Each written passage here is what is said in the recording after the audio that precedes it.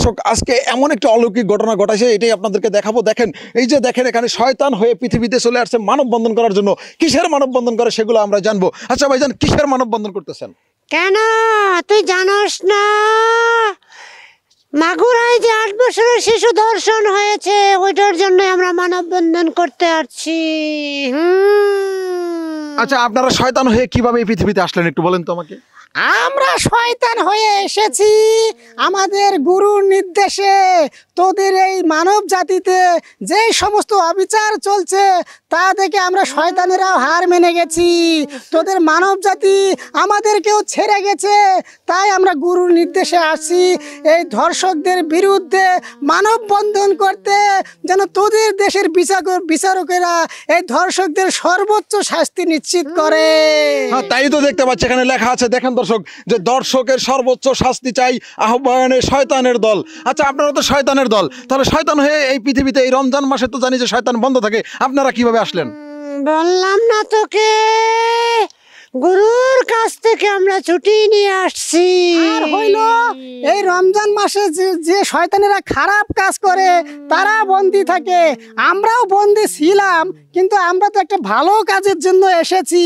সেই জন্য আমাদের গুরু কিছুক্ষণের জন্য আমাদের ছুটি দিয়েছে। আমরা এই মানববন্ধন করে আবার আমাদের রাজ্যে চলে যাব। আচ্ছা, শয়তান তো শয়তানি থাকে, সেই সন্তান যে ভালো কাজ করবে, সে যে খারাপ করবে না, এর নিশ্চয়তা কে দিবে? হ্যাঁ, সেটাই বলবো।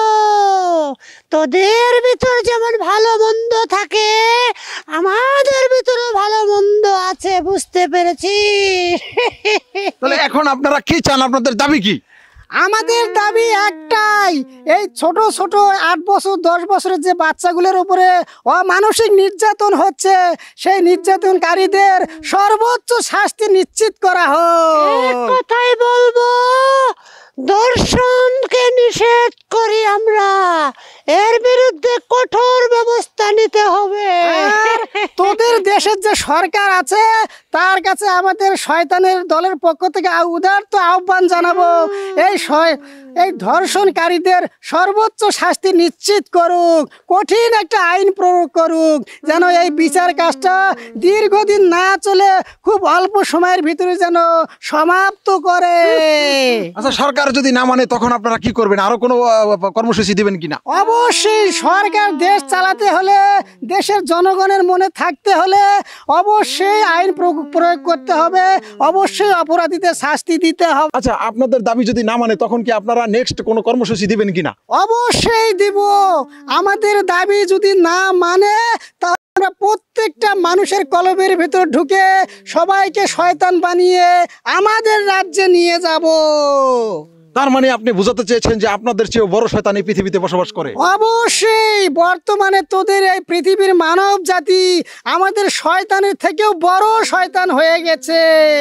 তো ভাইজান, আপনাদের স্লোগানটা কি যদি একটু শুনাইতেন আমাদেরকে? আমাদের স্লোগান হচ্ছে দর্শকের ফাঁসি চাই, দর্শকের ফাঁসি চাই, ফাঁসি চাই, ফাঁসি চাই, ফাঁসি চাই, ফাঁসি চাই, দর্শকের ফাঁসি চাই, দর্শকের। ওনারা ফাঁসি চাইতেই থাকুক, আর আপনারা ভিডিওটা সবাই শেয়ার করতেই থাকেন, কারণ দেখেন আমাদের দেশের কেমন ঘটনা ঘটতেছে যে শয়তান পর্যন্ত চলে আসছে মানববন্ধন করার জন্য।